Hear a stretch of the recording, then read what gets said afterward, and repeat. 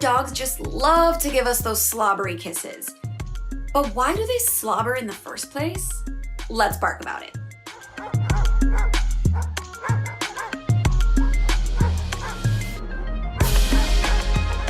Welcome back to Alpha Paw, your destination for everything dog.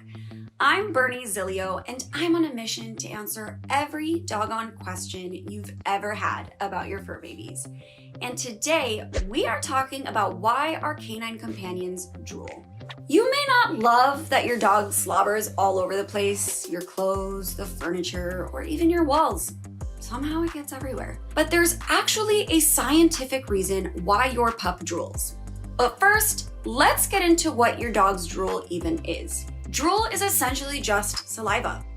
Saliva contains digestive enzymes which help to moisten food to facilitate swallowing and help maintain oral and dental health. When saliva builds up in your dog's mouth, then you get drool. Drool is completely normal in certain amounts, which I'll get into later in this video. You may have noticed that your dog will produce some major slobber before mealtime or when you're prepping food, right before you're about to give him or her a treat, or even if they're excited or anxious.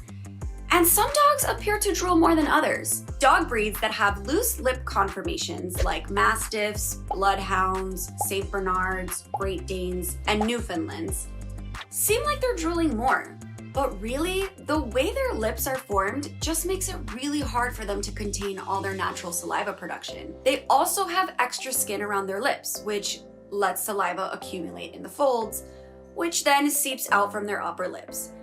Or if you have one of those aforementioned breeds, you know that saliva can get flung around when they shake their heads or even get trapped in the folds when they drink lots of water. All of this is completely normal.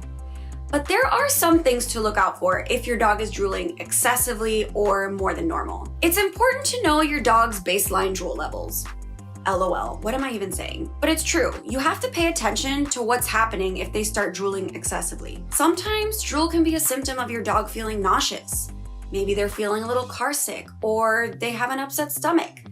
But there are some more serious things to look out for. Dogs sometimes excessively drool if they have an infection or are experiencing an obstruction. Maybe they got into something they shouldn't have. If you suspect your dog is actually sick and not just overly excited over that big juicy steak you're grilling up for dinner, look out for some other symptoms that may indicate it's time to go to the vet.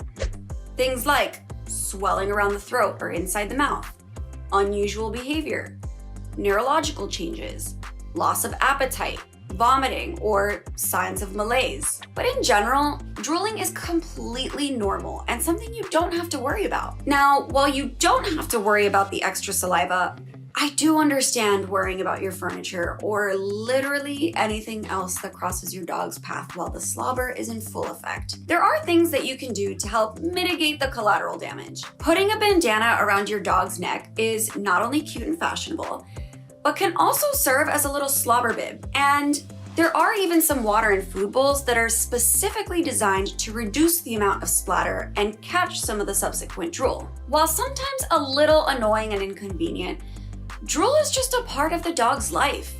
And as long as you know your dog's drool habits and monitor any changes, it's nothing to be concerned about. It might just be time to embrace the slobber and simply appreciate your pup's wet kisses. Does your dog slobber a lot? Have you figured out a way to help minimize the drool pools? We want all of your tips and tricks in the comment section down below. Again, I'm Bernie Zilio, and this is Alpha Paw.